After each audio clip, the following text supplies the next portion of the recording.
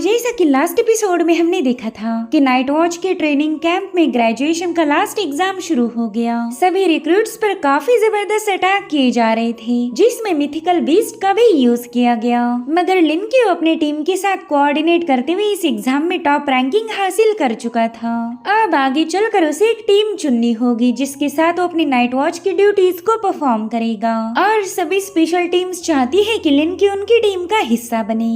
अब आगे तो इस एपिसोड की शुरुआत में हमें एक छोटे से विलेज का सीन दिखाया गया जो कि काफी ज्यादा खूबसूरत था। वहाँ पर हम एक छोटी बच्ची को देख पाते जो कि माउंटेन्स की तरफ भाग रही थी। तभी एक लेडी उससे कहती है कि ये बच्ची तो हर बार बस माउंटेन्स की तरफ भागती रहती। यांग जल्दी से अपने घर चली जाओ वरना तुम्हारी दादी पूरे टाउन में तुम्हें झाड़ू लेकर ढूंढती रहेगी। लेकिन यांग कहाँ ही उसकी सुनने वाली थी। उसे तो माउंटेन में मौजूद टेम्पल में जाना काफी ज्यादा पसंद है। वहीं पर हम एक कपल को भी देख पाते जो कि इस विलेज में घूमने आए थे। यानी कि ये विलेज भले ही छोटा हो मगर यहाँ पर काफी सारी तादाद में लोग रहते थे। तब तक यांग भी माउंटेन में मौजूद बुद्धा टेम्पल के अंदर पहुँच गई थी। वेल यहाँ पर यांग ने एक छोटे से डक को पाल के रखा था। उस डक को बता रही थी कि ये टेम्पल इतनी ऊंचाई पर है कि यहाँ पर कोई भी नहीं आता। तुम तो यहाँ पूरी तरह से महफूज रहोगे। मेरे होते हुए कोई तुम्हारा शिकार नहीं कर सकता। जिसके बाद उस डक से कहने लगी कि मेरी दादी अक्सर मुझे कहानियाँ सुनाया करती है। कुछ 100 सालों पहले ये जगह काफी ज्यादा वास्ट थी। ऐसा कहा जाता है कि इसके प्रॉस्परस होने के पीछे माउंटेन गॉड का हाथ था। माउंटेन गॉड ने एक बार शेक होकर पूरी की पूरी डिस्ट्रेस और मियाज़मा को हटा दिया। जब माउंटेन गॉड दोबारा से शेक हुआ तब खेतों में जितनी फसलें थी वो पूरी की पूरी अनाज से भर गई। जब माउंटेन गॉड तीसरी बार शेक हुआ तब से हर एक साल सेफली गुजरता जा रहा। लेकिन फिर दादी ने बताया कि माउंटेन गॉड अचानक से ही गायब हो गए। किसी को कोई आइडिया नहीं कि माउंटेन गॉड कहाँ चले गए, लेकिन मुझे पूरा यकीन है कि वो अभी भी हमें ब्लेस करते होंगे। अब ये सीन यहीं पर कट होकर हमें ट्रेनिंग कैंप दिखाया गया जहाँ पर लिनक्यू बस माउंटेन्स को ऑब्जर्व कर रहा था। बेली का ध्यान तो पूरी तरह से खाने पर है, इसलिए वो हवा में हो रहे बदलाव को महसूस नहीं कर पाता। लेकिन लिनक्यू दिल ही दिल में कहने लगा कि आज माउंटेन का विंड काफी अजीब से बर्ताव कर रहा। और अब हमें दोबारा से उसी टाउन का सीन दिखाया जाता है जो कि काफी ज्यादा लाइवली था। लोग अपने रोजमर्रा के कामों में बिजी है। उन्हें तो जरा भी आइडिया नहीं थी कि आज यहाँ पर क्या होने वाला है। एक बंदा छत को रिपेयर कर रहा था और तभी उसने देखा कि विलेज में भगदड़ मच गई। दरअसल अचानक से ढेर सारे बादल घिर के आए थे जिसके चलते लोग अपने घरों की तरफ भागने लगे। वो कहते हैं कि आज काफी तेज बारिश होने वाली है। वहीं दूसरी तरफ यांग अभी भी उस माउंटेन वाले टेम्पल में है। वो माउंटेन गॉड से कह रही थी कि अगर आप वापिस आए तो प्लीज मेरी एक विश को पूरा कर देना। मैं चाहती हूँ कि मेरे पेरेंट्स जल्दी से घर वापिस आ जाए। उनके बिना तो मेरा दिल बिल्कुल भी नहीं लगता। उसी इलाके में हम एक मिस्टीरियस बंदे को भी देख पाते हैं। वह ये लोग कौन थे इसके बारे में हमें थोड़ी ही देर में पता चलेगा। इधर यांग ने देखा कि अचानक से माउंटेन पर तूफान आ गया तो यांग चिल्लाते हुए अपने लिटिल डक को पुकारने लगी। वो उससे कह रही थी कि जल्दी से मेरे पास आ जाओ, अब यहाँ पर काफी तेज बारिश होने वाली है। और उतने में ही वहाँ से थोड़ी ही दूरी पर लावा का एक जोरदार एक्सप्लोजन हो गया जिससे माउंटेन की जमीन खिसकने लगी थी और फिर एक मड स्लाइड ने सीधे उस टेम्पल को ब्रेक किया। यांग तो ये सब देखकर ही काफी ज्यादा पैनिक हो गई, लेकिन वो कुछ समझ पाई इससे पहले मड स्लाइड ने उसे घेर लिया। वहीं दूसरी तरफ लिनक्यू ने देखा कि आसमान में कई सारे बदलाव हो रहे, लेकिन वो अभी तक ठीक से समझ नहीं पाया था कि माउंटेन पर एग्जैक्टली हो क्या रहा। वहीं दूसरी तरफ उस विलेज के लोग सीधे माउंटेन की तरफ निकल पड़े। उन्हें ऐसा लग रहा था कि ऊंचाइयों पर जाने के बाद मड स्लाइड से वो बच जाएंगे। हालांकि हेवी बारिश होने की वजह से वहाँ पर मड की एक बहुत बड़ी बाढ़ आ गई। इधर यांग की ग्रैनी उसे ही ढूंढ रही थी और तभी उसे अपने सामने मड स्लाइड नजर आती है। वहाँ पर जितने भी लोग थे वो इस मड स्लाइड में बहने लगे, जिनमें तो यांग की ग्रैनी भी शामिल थी। वेल इस विलेज में जो कुछ भी हुआ था वो एक टीवी चैनल पर दिखाया जाने लगा। न्यूज एंकर बता रही थी कि जिनान के माउंटेन एरिया में आज रात एक बाढ़ आ गई। ऐसा कहा जाता है कि जिनान के इस एरिया में एक छोटा सा अर्थक्वेक हुआ था और साथ ही उस एरिया में काफी हेवी बारिश हो रही थी, जिसके चलते वहाँ पर सुपर स्केल वाली मड स्लाइड क्रिएट हो गई, जिसके चलते उस पूरे विलेज में तबाही मच गई। सिटी से रेस्क्यू टीम को भी वहाँ पर भेजा गया, मगर रेस्क्यू टीम टाउन में पहुंच ही नहीं पा रही थी क्योंकि आगे का रास्ता पूरी तरह से ब्लॉक था और इसी वजह से रेस्क्यू टीम को विलेज में जाना नेक्स्ट टू इम्पॉसिबल हो गया। हालांकि तब तक हेलीकॉप्टर भी वहाँ पर भेजे जा रहे थे। कुछ एक्सपर्ट्स का मानना था कि यहाँ पर एक सेकंड लैंडस्लाइड भी हो सकती है जो कि इस मड स्लाइड के के मुकाबले 67% ज्यादा इंटेंस होगी। अगर उससे पहला विलेज को खाली नहीं किया गया तो वहाँ मौजूद हर एक बंदा मारा जाएगा। इधर ट्रेनिंग कैंप में भी इमरजेंसी अलार्म बजना शुरू हो गए थे, तो सभी रिक्रूट्स फटाफट से ग्राउंड पर पहुंच जाते हैं। यहाँ पर मास्टर युआन सबको बताने लगे कि जिनान माउंटेन में एक छोटा सा अर्थक्वेक हुआ था, जिसके चलते एक बहुत बड़ी मड स्लाइड क्रिएट हो गई। उस विलेज में लगभग 200 विक्टिम्स हैं और जो रेस्क्यू टीम उन्हें बचाने गई थी वो माउंटेन के रोड पर ही ब्लॉक हो गई, क्योंकि वहाँ पर भी लैंडस्लाइड हुआ। इसलिए विलेज के लोगों को सेफ लोकेशन पर पहुंचाने वाला वहाँ पर कोई नहीं। अगर इस इमरजेंसी सिचुएशन में कोई काम आ सकता है तो वो है हमारा ट्रेनिंग कैंप। हम लोग जिनान माउंटेन से काफी ज्यादा नजदीक है, तो जल्दी से उस विलेज की तरफ रवाना हो जाओ। तो इन सभी नाइट वॉच ने फटाफट से रेस्क्यू के लिए जितना भी जरूरी सामान था वो वैन्स में पैक करना शुरू किया। मास्टर युआन बता रहे थे कि लगभग 2 दिनों के बाद तुम लोग यहाँ से जाने वाले हो। तुम्हें अलग अलग टीम्स को ज्वाइन करते हुए डिफरेंट सिटीज को प्रोटेक्ट करना होगा।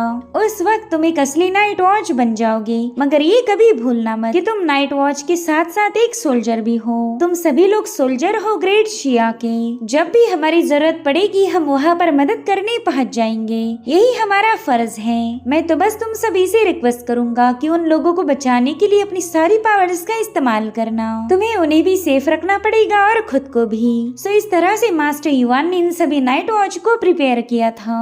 एक अच्छा और सच्चा लीडर अपनी भाषण से ही लोगों में जोश भर सकता, और यही काम मास्टर युआन ने किया था। और अब हमें दोबारा से उसी विलेज का सीन दिखाया गया जो कि उस मड स्लाइड की वजह से पूरी तरह से बर्बाद हो गया। न जाने कितने सारे लोग इस टाउन के मलबे के नीचे दब चुके थे, और जो लोग जिंदा है वो अपने फैमिली मेंबर्स के लिए रोने लगे। उन्होंने आपस में मिलकर मलबे को हटाना शुरू किया था, लेकिन ये 7-8 लोग भला इस हेवी मलबे को हटा कैसे पाएंगे, और इसी वजह से वो मजबूर होकर रोने लगे। उन्हें ये समझ नहीं आ रहा था कि अचानक से उनके विलेज को किसकी नजर लग गई। एक बंदे की तो पूरी की पूरी फैमिली ही लॉस्ट हो गई थी, जिसके चलते वो काफी ज्यादा रोने लगा। वो कह रहा था कि जरूर से माउंटेन गॉड हम पर नाराज हो गए, इसी वजह से तो उन्होंने हमारी विलेज को पनिश किया। और अब वो बंदा अपने बीवी बच्चों को ढूंढने लगा। दरअसल थोड़ी देर पहले जो हमने एक बच्चा और लेडी देखी थी ये उसी की फैमिली है। और अब वो बंदा वहाँ का मलबा हटाते हुए अपने बच्चे से कहने लगा कि देखो तुम्हारे फादर वापस आ गए, अब वो तुम्हें महफूज रखेंगे। लेकिन वहाँ पर इतना सारा मलबा था कि वो बंदा उसे अकेले हटा नहीं पाता, और इसी वजह से वो मजबूर होकर काफी ज्यादा रोने लगा। और उतने में उसे वहाँ पर एक क्लॉथ का पीस नजर आता है। उसे देखते साथ ही वो समझ गया कि शायद उसकी फैमिली मारी गई, और इसी वजह से वो काफी जोर जोर से रोने लगा। वो कह रहा था प्लीज कोई यहाँ आकर मेरी मदद करो, मैं इस मलबे को अकेले हटा नहीं सकता। वेल इसी मलबे के नीचे हम कई सारे लोगों को दबा हुआ देख पाते हैं जो कि अपनी मौत का इंतजार कर रहे थे, और उतने में उन्हें उम्मीद की किरण नजर आई। दरअसल ग्रेट शिया के सोल्जर्स यहाँ पर पहुंच चुके थे, और ये सोल्जर्स कोई और नहीं बल्कि नाइट वॉच के रिक्रूट्स थे। इनका बस एक ही मकसद था, जितने हो सके उतने ज्यादा लोगों को बचा लो। सब इन्होंने फटाफट से अपनी मैजिकल पावर्स का इस्तेमाल करते हुए वहाँ की चट्टानों को हटाना शुरू किया। लिनक्यू ने न जाने कितनी सारी चट्टानों को हटाकर उसके नीचे दबे हुए लोगों को बचा लिया था, जिसमें उस बंदे की फैमिली भी शामिल है। वहीं पर मॉली भी अपनी एक ही अटैक में चट्टानों को काट रही थी, और वहीं पर बेली ने अपने ट्रेजर्स का इस्तेमाल करते हुए उन चट्टानों को हटाना शुरू किया। साथ ही शेन किंग्जू वहाँ पर होने वाले लैंडस्लाइड को रोक रहा था। उसके पास वैक्यूम की पावर है, जिसके चलते वो भारी से भारी चट्टान को भी अपनी जगह पर रोक सकता। और इस तरह से ये लोग एक दूसरे की हेल्प करने लगे, और उतने में अगली मड स्लाइड इमर्ज हो गई। मगर अब नाइट वॉच की टीम वहाँ पर आ चुकी है, तो ये लोग अपने अलग अलग ट्रेजर और मैजिकल पावर्स का इस्तेमाल करते हुए इसे काफी अच्छे से हैंडल करने लगे। साथ ही इन सिपाहियों ने एक दूसरे को दिलासा देने के लिए स्लोगन लगाना भी शुरू किए, और यही सब सुनकर जो टाउन के लोग बचे थे वो भी दूसरों की मदद करने पहुंच गए। वो भी यही चाहते थे कि ज्यादा से ज्यादा लोगों को सेव किया जाए, और इसी वजह से वो सोल्जर्स का साथ देने लगे। लिनक्यू को तो ये सब देखकर ही सुकून मिला। उसे ये समझ आ चुका था कि इंसान एक दूसरे को बचाने के लिए किसी भी हद तक जा सकते हैं। और अब हमें थोड़ी देर बाद का सीन दिखाया गया। सेकंड मड स्लाइड भी अब पूरी तरह से शांत हो गई थी। नाइट वॉच की टीम ने ढेर सारे बंदों को बचा लिया, जिसके चलते अब वो भी एग्जॉस्ट हो गए। इधर लिनक्यू अभी भी लोगों को बचा रहा था। विलेज का एक बंदा तो इन सोल्जर्स को देखकर ही काफी ज्यादा इमोशनल हो गया। उसने तो ठान लिया था कि आगे चलकर वो भी आर्मी को ज्वाइन करेगा ताकि जरूरतमंदों की मदद कर सके। वहीं पर हम मास्टर युआन को देख पाते, जो कि अपनी टीम के साथ कोई स्ट्रेटेजी पर काम कर रहे थे कि उतने में लिनक्यू वहाँ पर पहुंच गया। उसके फेस पर के एक्सप्रेशंस देखकर ही मास्टर युआन समझ गए थे कि इन्होंने कई सारे लोगों को बचा लिया है। वहीं पर हम यांग की ग्रैनी को देख पाते, जो कि उसके लिए काफी ज्यादा रो रही थी। वो सिपाहियों को बताती है कि मेरी बच्ची अक्सर ही उन माउंटेन्स पर जाया करती थी, मुझे पूरा यकीन है कि वो वहीं पर स्टक होंगी। प्लीज आप लोग माउंटेन पर जाकर उसे बचा लीजिए। 2 दिनों के बाद उसके पेरेंट्स घर आने वाले हैं। अगर मैं यांग को ढूंढ नहीं पाई तो उन्हें ऐसा लगेगा कि मैं उसे बचाने में नाकाम रही। उस ग्रैनी की बातें सुनकर शेन किंग्जू काफी ज्यादा इमोशनल हो गया। वो जानता था कि माउंटेन पर जाना खतरनाक है, मगर फिर भी उसने उस ग्रैनी को यकीन दिलाया कि वो जरूर से यांग को ढूंढ लेगा। इधर लिनक्यू सारे रेस्क्यू किए हुए लोगों को सेफ लोकेशन पर भेज रहा था और तभी उसे एहसास हुआ कि शेन किंग्जू यहाँ से जा चुका है। दरअसल शेन किंग्जू अपने दोस्तों के साथ माउंटेन की तरफ निकल चुका था। उसका एक ही मकसद है यांग को वहाँ से बचा के लाना। साथ ही वहाँ पर काफी तेज बारिश हो रही थी, तो शेन किंग्जू को पता था कि यहाँ पर एक सेकंड लैंडस्लाइड हो सकती है, तो लैंडस्लाइड होने के पहले उसे यांग को ढूंढना पड़ेगा। दरअसल शेन किंग्जू नहीं चाहता था कि उसके दोस्त इस माउंटेन पर आए, मगर वो जबरदस्ती उसके पीछे आए थे। उससे कहते कि भाई आप अकेले उसे ढूंढ नहीं पाओगे, प्लीज हमें भी आपकी मदद करने दो। जिस पर शेन किंग्जू कह रहा था कि माउंटेन काफी ज्यादा भयानक है और मैं नहीं चाहता कि तुम में से किसी को भी नुकसान पहुँचे। जिस पर वो बंदे शेन किंग्जू को समझाने लगे कि अगर हम एक टीम के साथ गए तो एक दूसरे पर भी नजर रख सकते, ताकि हम पर कोई भी स्नेक अटैक ना हो पाए। और वैसे भी हम चारों ने हर एक मिशन को एक साथ कंप्लीट किया है, हमारी टीम को तो ऊपर वाला भी अलग नहीं कर सकता। जिस पर शेन किंग्जू कह रहा था कि तुम्हारी लाइन काफी ज्यादा बकवास थी। खैर अब तुम लोग इतने दूर आ ही गए हो तो मैं तुम्हें वापस जाने नहीं बताऊंगा, लेकिन मैं चाहता हूँ कि तुम सभी लोग काफी ज्यादा चौकन्ने रहो। वही दूसरी तरफ मास्टर युआन को पता चला कि माउंटेन के इलाके से उन्हें काफी अजीब सी एनर्जी के फ्लक्चुएशंस रिसीव हो रहे हैं। अब ये सुनते साथ ही वो काफी ज्यादा शॉक हो गए, क्योंकि इतनी देर तक उन्हें ऐसा लग रहा था कि ये कोई नेचुरल डिजास्टर है, मगर उन एनर्जी फ्लक्चुएशंस ने ये बात साबित कर दी कि ये किसी की चाल थी। इस विलेज पर जानबूझ के अटैक किया गया था। इसलिए मास्टर युआन कहने लगे कि हमारी एक सर्च टीम माउंटेन पर फंसी हुई है, उन्हें जल्दी से वापस आने के लिए बता दो। अगर ये कोई नेचुरल डिजास्टर ना होकर किसी की प्लानिंग है तो उन लोगों की जान खतरे में पड़ जाएगी। मुझे सर्च टीम का हर एक बंदा कैंप में वापस चाहिए, हमारा एक भी बंदा उस माउंटेन पर नहीं मरेगा। तो उनके जूनियर्स ने सर्च टीम को तुरंत ही वापस आने के लिए बता दिया, मगर उनमें से कुछ लोगों की कम्युनिकेशन डिवाइसेस काम नहीं कर रहे थे। अब ये सुनते साथ ही मास्टर युआन खुद होकर उस माउंटेन की तरफ रवाना हो गए। वो किसी भी कीमत पर अपने बंदों की जान खतरे में नहीं डालना चाहते। वेल इस सर्च टीम में लिनक्यू भी शामिल था। इनका मिशन था माउंटेन पर फंसे हुए लोगों को बाहर निकालना। हालांकि लिनक्यू को वहाँ पर काफी अजीब सी एनर्जी महसूस हो रही थी, तो उसने तुरंत ही अपनी पावर्स को रिलीज करना शुरू किया। उसकी एनर्जी फील्ड काफी तेजी के साथ उस पूरे इलाके में फैल चुकी थी और इस तरह से लिनक्यू वहाँ मौजूद हर एक लिविंग बीइंग को चेक करने लगा। उसे जंगल में मौजूद हर एक जानवर नजर आ रहा था, साथ ही उसे शेन किंग्जू और उसके साथी भी दिखाई दिए। और फिर वहाँ से ही थोड़ी दूरी पर ऑब्जर्व करने के बाद उसे चर्च के लोग नजर आते हैं। ये उसी इवल कल्ट के लोग हैं जो नाइट वॉच को खत्म करना चाहते। लिनक्यू तुरंत ही समझ गया था कि इस डिजास्टर के पीछे इसी चर्च के लोग हैं, तो तुरंत ही अपने साथियों को बताने लगा कि इस माउंटेन पर हमारे ढेर सारे दुश्मन मौजूद हैं। और उसी वक्त मास्टर युआन भी वहाँ पर पहुँच गए। उन्होंने आते साथ ही लिनक्यू पर होने वाले अटैक को काउंटर कर लिया था। वेल उस बंदे ने वहाँ पर एक स्पेस जैसा पोर्टल ओपन किया था और फिर वो बड़े ही मजे के साथ अपने साथियों को बताने लगा कि अरे यार ये तो गड़बड़ हो गई, नाइट वॉच की टीम ने तो हमें स्पॉट कर लिया। वहीं पर मास्टर युआन ने जैसे उस बंदे पर हमला किया वो सीधे एक realm में फंस जाते हैं। वेल इसे फॉरबिडन जोन 18 मेंगची के नाम से ही जाना जाता था। और तभी चर्च का वो बंदा उनके सामने अपीयर हो गया।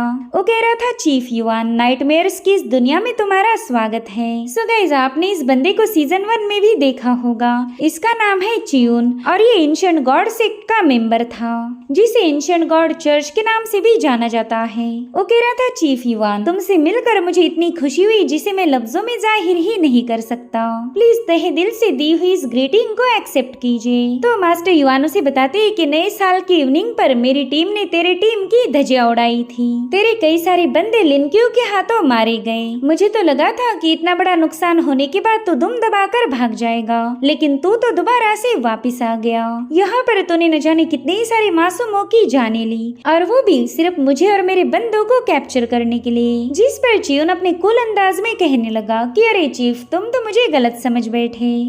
मैंने सुना था कि हाल ही में तुम्हारे कैंप में ग्रेजुएशन पार्टी हुई। अब मैं तो उस पार्टी को अटेंड नहीं कर पाया, तो मैंने सोचा क्यों ना तुम्हारे रिक्रूट्स को तोहफा दिया जाए। आफ्टर ऑल वो ट्रेनिंग कैंप से ग्रेजुएट हुए हैं, तो तोहफा देना तो बनता ही था। और इतना कहते साथ ही चियोन ने चुटकी बजा दी और तभी वहाँ पर कलरफुल एरी फॉर्म हो गई। मास्टर युआन तो उस एरी में पूरी तरह से जकड़ गए थे। साथ ही उन्होंने नोटिस किया कि यहाँ पर चियोन का असली फॉर्म है ही नहीं, बल्कि उसने तो अपना क्लोन भेजा था। तो चियोन से कहते कि तुम तो काफी बड़े लूजर निकले, शायद तुम्हें मुझसे डर लगता है। पिछली बार मेरे नाइट वॉच ने तुम्हारी टीम की धुलाई की थी, उस वक्त तुम्हारी जो फटी वो अभी तक ठीक नहीं हुई, इसलिए तो तुम अपने क्लोन को यहाँ भेज रहे। अगर मर्द की औलाद होती तो खुद आकर मेरा मुकाबला करते। तो चियोन से कहता है हाँ यार, तुमने एकदम सही पहचाना, वाकई मेरी अभी तक फटी हुई है। आफ्टर ऑल तुम्हारी टीम काफी ज्यादा स्पेशल थी, इसलिए तो मैं बिना अपना कोई नुकसान किए उन्हें मारना चाहता हूँ। अब ये सुनते साथ ही मास्टर युआन काफी ज्यादा भड़क गए। उन्होंने तुरंत ही अपनी फॉरबिडन रूइंस की पावर को अनलॉक करते हुए वहाँ पर एक स्पेल कास्ट कर दिया, जिसके चलते हम एक ब्लैक एंड गोल्डन कलर का समंदर देख पाते हैं। वेल ये थी मास्टर युआन की फॉरबिडन रूइंस की पावर, जो कि काफी ज्यादा अमेजिंग है। चियोन कहता है कि चीफ युआन, मेरे ख्याल से तुमने थोड़ा सा योगा पर ध्यान देना चाहिए। देखो तो इतनी छोटी सी बात पर तुम कितने ज्यादा गुस्सा हो गए। सच बताओ तो मैं तुम्हें गुस्सा दिलाना नहीं चाहता था। मुझे तो लगा कि माउंटेन पर मुझसे मुलाकात होकर तुम्हें खुशी मिलेगी, लेकिन तुम तो तुरंत ही यहाँ से बाहर जाना चाहते हो। मेरे ख्याल से तुम्हें डर लग रहा कि कहीं मैं तुम्हें खत्म ना कर दूं, या फिर तुम्हें इस बात का भी डर हो सकता है कि मैं तुम्हारी सबसे खास मोहरे लिनक्यू को मार दूंगा। सच कहूँ तो लिनक्यू को मारने के ख्याल से मेरा दिल तो गार्डन गार्डन हो गया। वो चूहे का बच्चा मेरे हाथों रगड़ा जाएगा। ओ माय गॉड, उस वक्त मुझे कितना ज्यादा अच्छा लगेगा। तब तक मास्टर युआन ने अपनी तलवार को बाहर निकाल लिया। वो उससे कह रहे थे कि अपनी गंदी जुबान मत चला, अगर तुझ में जरा भी हिम्मत है तो जल्दी से यहाँ आकर मेरा मुकाबला कर। तो चियोन कह रहा था सॉरी मेरे दोस्त, लेकिन तुम्हारे कहने पर मैं अपना मुंह बंद नहीं कर सकता। मुंह चलाना तो मेरी फेवरेट हॉबी है। प्लीज युआन, मेरे साथ थोड़ी सी बात करो ना। वहीं पर युआन को तो उसकी जनाना हरकतें देखकर ही काफी ज्यादा गुस्सा आ गया। उन्होंने बड़े ही कुल अंदाज में जाकर चियोन पर अपना एक जोरदार स्लैश रिलीज किया था। वो उससे कहते हैं कि तेरे साथ गप्पे लड़ा के मुझे अपना समय बर्बाद नहीं करना। वहीं दूसरी तरफ लिनक्यू ने अपनी टीम को स्प्लिट होने के लिए बता दिया था। वो कहता है कि माउंटेन पर जितने भी लोग हैं उन्हें रेस्क्यू करना ही हमारी प्रायोरिटी होगी, लेकिन वहाँ पर एंशिएंट गॉड चर्च के लोग ऑलरेडी फैले हुए थे। उसमें से तूदिंग नाम के बंदे ने अपनी मल्टीपल डैगर्स का एक काफी बड़ा फ्लो क्रिएट किया। उसने तो सीधे बेली पर ही हमला किया था, क्योंकि उनके हिसाब से बेली ही सबसे इजी टारगेट है। लेकिन बेली के पास तो ट्रेजर्स की कोई कमी नहीं, वो फटाफट से अपने गोल्डन व्हील को बाहर निकाल लेता है। साथ ही उस बंदे से कह रहा था कि तेरे साथ फाइट करने के लिए मेरे पास वक्त नहीं है, मुझे मेरे भाइयों को बचाने जाना है। दरअसल वो शेन किंग्स और उसके दोस्तों की बात कर रहा था। और अब यहाँ पर बेली की शील्ड ने बड़ी ही तेजी के साथ उन डैगर्स को डिस्ट्रॉय करना शुरू कर दिया। इनफैक्ट उन गोल्डन व्हील्स ने बेली के आसपास एक काफी बड़ा सर्कल बना लिया था, ताकि तूदिंग के अटैक उसे बिल्कुल भी छूने न पाए। वहीं दूसरी तरफ मॉली पर भी किसी ने एरो हेड से हमला कर दिया। हालांकि मॉली ऑलरेडी इसके लिए तैयार थी। वेले अटैक किया था चर्च के एक बंदी ने। वो मॉली से कहती है कि एक लंबे अरसे के बाद मुझे कोई वर्दी ओपोनेंट मिला है जिसके साथ मैं जबरदस्त मुकाबला कर सकती। इस बंदी का नाम था तुइन और ये एंशिएंट गॉड चर्च के पुल प्रिजन की वार्डन थी। सो अब मॉली ने भी फटाफट से अपनी तलवार को बाहर निकालते हुए तुइन का मुकाबला करना शुरू कर दिया। वहीं दूसरी तरफ सावियन का रास्ता भी एंशिएंट गॉड से एक बंदे ने ब्लॉक किया था। इसका नाम है तुबिंग और ये हार्ड प्रिजन टेक्निक का इस्तेमाल करते हुए सावियन पर अटैक करना चाहता है। इस टेक्निक की मदद से वो लोरा साउंड को क्रिएट कर रहा था और फिर उसी में उसने सावियन को जकड़ लिया। मगर सावियन उसे बता रहा था कि तेरी ये 2 कौड़ी की ट्रिक मुझ पर काम नहीं करने वाली। वहीं दूसरी तरफ तूजू और तोजिया इन दोनों बंदों ने लिनक्यू का रास्ता ब्लॉक किया। लिनक्यू तो उन्हें देखते साथ ही समझ गया था कि ये दोनों भी काफी ज्यादा पावरफुल हैं, लेकिन उसकी प्रायोरिटी थी शेन किंगजू को ढूंढना। और तब तक उन बंदों ने लिनक्यू पर अपनी इवल ब्लेड्स रिलीज कर दी थी। मगर लिनक्यू ने 1 सेकंड के अंदर ही वहाँ पर काफी अमेजिंग फॉर्मेशन क्रिएट कर लिया। उसका प्रेशर ही इतना ज्यादा भयानक था कि उन बंदों की ये मूव कम्प्लीटली डिस्ट्रॉय हो गई। साथ ही साथ वो दोनों बंदे भी बड़ी ही तेज रफ्तार के साथ पीछे की तरफ पुश हो चुके थे। मगर लिनक्यू यहाँ पर नहीं रुकता। उसने फटाफट से अपने वॉर मम्मी को वहाँ पर समन किया था। उससे कह रहा था, मेरे दोस्त चलो फटाफट से अपने वेपन निकाल कर इन कीड़ों का खात्मा कर दो। तो वॉर मम्मी भी फटाफट से अपने वेपन लेकर तैयार हो गया। पहला तो उसने लेजर से उन दोनों पर हमला किया, मगर वो बंदे समय रहते पीछे हट जाते हैं। अब इससे भी काम नहीं बना था तो वॉर मम्मी ने फटाफट से अपनी मशीन गन्स को बाहर निकाल लिया और अब वहाँ पर बुलेट्स की बारिश होने लगी, जो देखते साथ ही वो दोनों बंदे दुम दबाकर भागने लगते हैं। वो कह रहे थे कि ऐसी अजीब सी चीज तो हमने पहली बार देखी, पता नहीं लिनक्यू इसे कहाँ से उठा के लाया। उतने में लिनक्यू ने देखा कि उसमें से एक बंदी उसकी वॉर मम्मी पर अटैक करने वाली है, तो लिनक्यू एक ही सेकंड में उसके पास पहुंच गया। वो बंदी कुछ समझ पाई इससे पहले लिनक्यू ने फ्रैक्शन ऑफ सेकंड्स के अंदर ही उसका काम तमाम किया। इधर उस बंदे ने हवा में फ्लोट करते हुए अपने न जाने कितने सारे डैगर्स रिलीज किए थे, जो कि बारिश जैसे लिनक्यू और उस वॉर मम्मी पर बरसने लगते हैं।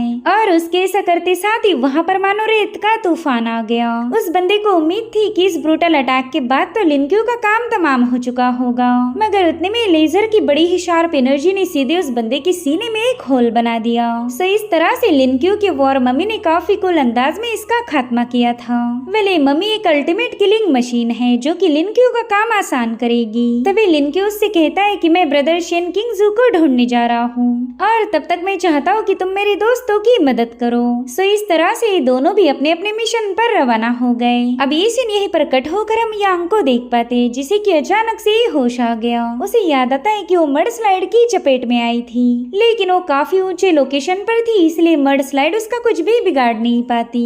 और उसी वक्त यांग को वहाँ पर एक बंदा नजर आया जो कि बड़ी सी ब्लेड लेकर उसकी तरफ आगे बढ़ रहा था। इतना ही नहीं, वहाँ पर एक और बंदा पहुँच गया था। तो इन दोनों को देखते साथ ही यांग काफी ज्यादा पैनिक हो गई। लेकिन थोड़ी देर में जब उसने अपनी आँख खोली तब शेन किंगजू और उसके दोस्त उसके सामने थे। वो लोग कह रहे थे कि देखो तो ये एक मिरेकल है, यही से मड स्लाइड क्रिएट हुई थी, मगर इस बच्ची को तो कोई नुकसान नहीं हुआ। तभी शेन किंगजू उसे अपना बैज दिखाते हुए कहने लगा कि हम ग्रेट शिया के सोल्जर्स हैं। तो यांग ने तुरंत ही वो मेडल सीधे शेन किंगजू के सीने पर लगा दिया। ऐसा लग रहा था कि वो बंदी उसे ऑनर कर रही हो। तब तक यांग का डग भी उसके पास पहुंच गया। सो इस तरह से शेन किंगजू ने यांग को ढूंढने का मिशन पूरा किया था। तो अब ये लोग सीधे माउंटेन से नीचे उतरने लगे। इनमें से एक बंदा यांग को चीयर अप करने के लिए बच्चों वाली हरकतें करने लगा, जो देख यांग को भी हंसी आ रही थी। वो लोग कहते हैं कि वैसे भी हमें एक सिस्टर की जरूरत थी, और देखो तो ये यांग कितनी ज्यादा क्यूट है। जैसे ये रेस्क्यू मिशन पूरा हो जाए हम यांग को कैंडिड हॉर्स खाने ले जाएंगे, जिस पर शेन किंगजू भी राजी हो गया। वो कह रहा था कि ठीक है, पहला तुम माउंटेन से नीचे उतरो, बाद में सारी प्लानिंग की जाएगी। मगर तभी उनमें से एक बंदे को वहाँ पर किसी की आहट महसूस हुई। उसे शक था कि यहाँ पर कोई विलेजर ट्रैप हो सकता है, तो तुरंत ही उसी डायरेक्शन में चला गया और उसी परछाई को फॉलो करते हुए वो काफी दूर पहुँच जाता है। वहीं पर शेन किंगजू के एक साथी को पता चला कि ली जिया मिसिंग है, तो शेन किंगजू ने फटाफट से यांग को अपने एक दोस्त के हवाले किया। उन दोनों से कह रहा था कि मैं उसे ढूंढने जा रहा हूँ, तब तक तुम लोग विलेज की तरफ रवाना हो जाना। वही दूसरी तरफ ली जिया आवाज लगा रहा था कि अगर यहाँ पर कोई है तो सामने आ जाओ, मैं ग्रेट शिया का सोल्जर हूँ, तुम्हें कोई नुकसान नहीं पहुँचाऊंगा। इधर शेन किंगजू काफी तेज रफ्तार के साथ भाग रहा था, उसे जल्दी से ली जिया को ढूंढना है। वहीं पर ली जिया को वो बंदा नजर आया जो कि झाड़ियों में छुपा हुआ था, तो उसे समझा रहा था कि तुम्हें मुझसे डरने की कोई जरूरत नहीं, मैं तो तुम्हें बचाने आया हूँ। जिस पर वो बंदा कह रहा था कि तुम्हारा सिर तो काफी अच्छा और पका हुआ लग रहा, इसे काटने में मजा आएगा। इधर शेन किंगजू काफी ज्यादा पैनिक हुआ था। उसे पता है कि इस माउंटेन में कोई तो खतरा जरूर होगा और इसी वजह से वो अपने दोस्तों को साथ लाना नहीं चाहता था। वहीं पर ली जिया को उस बंदे की बातें समझ नहीं आ रही थी, इसलिए वो उसके करीब चला गया और उतने में उस बंदे ने उस पर एक ब्रूटल अटैक किया। जब शेन किंगजू वहाँ पर पहुंचा तब तक ली जिया मर चुका था। ये सब देखकर शेन किंगजू को अपनी आंखों पर यकीन नहीं होता। और तभी वो बंदा उससे कहने लगा कि चलो एक और पका हुआ सिर यहाँ पर आ चुका है, मैं तो अभी से भी पिक कर लूंगा। इस पल में शेन किंगजू को पुरानी बातें याद आने लगी। ली जिया उसका काफी अच्छा दोस्त था और इस मिशन में उसकी जान चली गई। ये शेन किंगजू के लिए बहुत बड़ा सदमा था और इसी के साथ एपिसोड यहीं पर एंड हो जाता है। Thank you so much for watching. Bye bye, take care.